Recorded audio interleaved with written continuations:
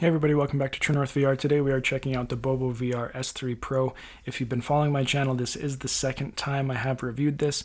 I reviewed it back in January. Thought I'd try it again to give another thought about it because so many people again recommend it. So here we go, second one, let's jump into it. Alright, so in the box we have our battery, we have a honeycomb strap here, we got instructions for the battery, a charger for the battery, instructions for the headset, and the headset itself.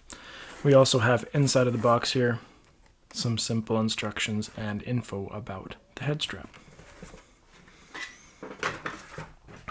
So to install this, you're first going to want to take off the original head strap and the interface here. So to do that, we're going to start with the head strap. You can see on the inside we have these plastic pieces. I'm going to put some pressure on the back and just snap those off. Then I'm going to remove the facial interface, just so I have more room to release that top head strap. To do the facial interface, you're going to pinch in the top and the bottom towards the right side, and then do it towards the left side, and just wiggle back. There you go. It came right off there. And now I have more space to remove this top strap from the loop that's there. So our head strap itself is pretty much all together already. You can kind of unfold it there a little bit, use the dial on the back, turning it counterclockwise just to get a little bit of extra space going on here. You're going to want to get these side arms more downward, so you have some space to play with there as well when you're putting it on. Now all you need to do is just slide the arms through these slots.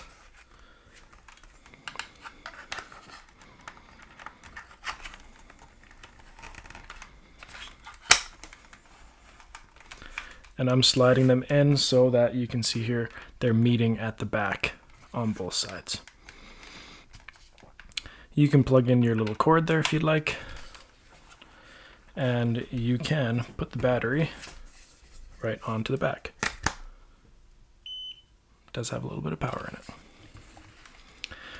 Now, if you are wanting a bit more friction, a bit more grip on the back of your head, you can install this honeycomb silicone grip instead of the bottom back pad here. This is removable with Velcro, so you can just peel it off and then peel this one, or put that one onto it, and you can swap back and forth if you need to. Now, for some of you, if you're like me, no matter how you kind of adjust everything else, these might just not be working out for you, and that's totally okay. I've seen a ton of threads on Reddit about it. So I wanted to show you quickly here how you can actually remove these, because they are adjustable. You can push them in and pull them up, but if you want to get rid of them, you're going to need something flathead screwdriver.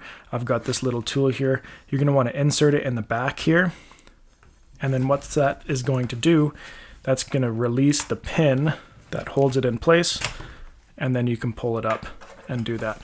We'll do the same thing on this side here, pushing this in the back, it releases the pin, and it comes right up just like that. Okay, so I've had a chance to use this again. I'm excited to talk about it. Let's get right into it here. So overall design, most of you already know. We have the fan in the front, we have our two top arm pads up there, we got our forehead pad, and we have our rear pad. This is adjustable pretty much any which degree that you want in order to set it on the back of your head where is most comfortable for you.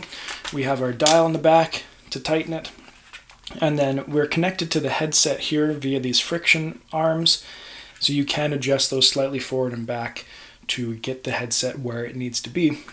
And then here we have a pivot point, so you can pivot those up and down. Battery, we have their 10,000 mAh battery here, hot swappable. It's going to give you roughly 3 hours of extra game time, slightly more sometimes, depending on what you're doing. They are hot swappable, like I said, so if you have multiple of them, when one dies, just take it off, put it on the charger, grab the fresh one, put it on, and you can keep on gaming. So that's a really good option. I need to charge mine. It's telling me I'm at 0%. So here it will tell you the battery percentage, and then when you have the fan going, it will also tell you the speed of the fan that you have going on there as well. Let's talk about the pads here. So the pads are all leather material, nice and thick, nice and soft. The forehead pad is a solid band all the way here. These are the arm bands are removable via Velcro as well.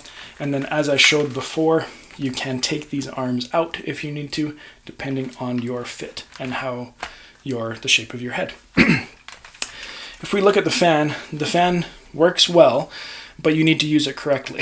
If you're using the regular facial interface, the stock facial interface, or a facial interface that doesn't have vents or anything, it's going to block that fan from putting the air onto your face. You're going to feel the air around your head, but you're not actually going to feel it on the face. Here I have the Globular Cluster F3S silicone facial interface. It works with that one because I have a little bit of space that I leave on the top. If you're using the Bobovr facial interface that is specifically designed for this, they have little channels that the air can get through. So just keep that in mind when you're purchasing this. If you want the full ability of the fan, you're going to need to use a facial interface that allows that. Okay, or keep it off your face slightly so that it creates a space for that air to come down. Weight, we're looking at 550 grams. The battery itself is about 180 grams, so it's a pretty hefty battery, but it has a lot of capacity. Where it is on the back of the head on the top, it does create a pretty good balance and you don't feel a ton of that weight. I did notice it, but it's not like it's overbearing. But this is the heaviest head strap that I have ever tested. Over 550 grams. I think it was close to 560. And in my opinion, yes, it is noticeable, especially when you have some other head straps that are 400 or under. The extra weight on this one is definitely noticeable. So something to consider when you are going to purchase it as well. If we compare its design just to another one of its competitors, I've got the Kiwi Design H4 Boost here, so a halo strap that is in its same league.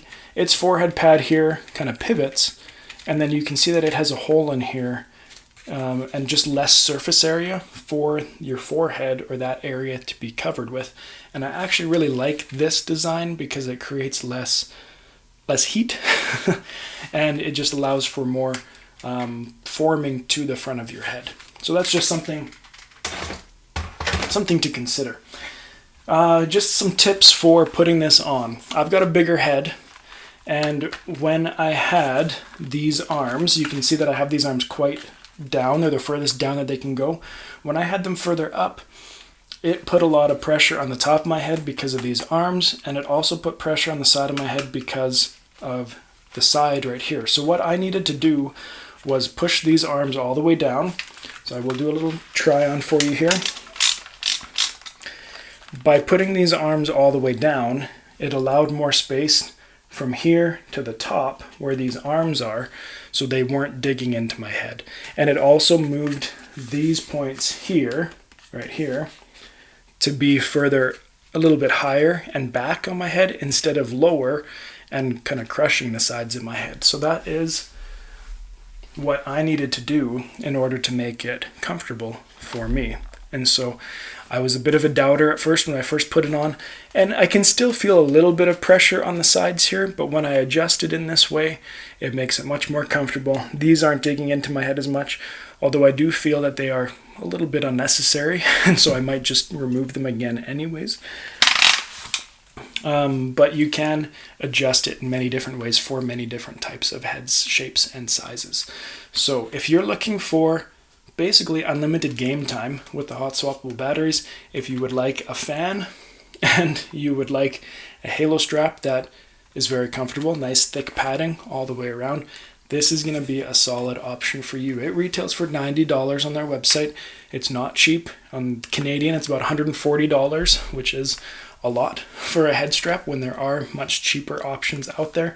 But as many people will tell you, this is going to be the ultimate head strap that you can buy.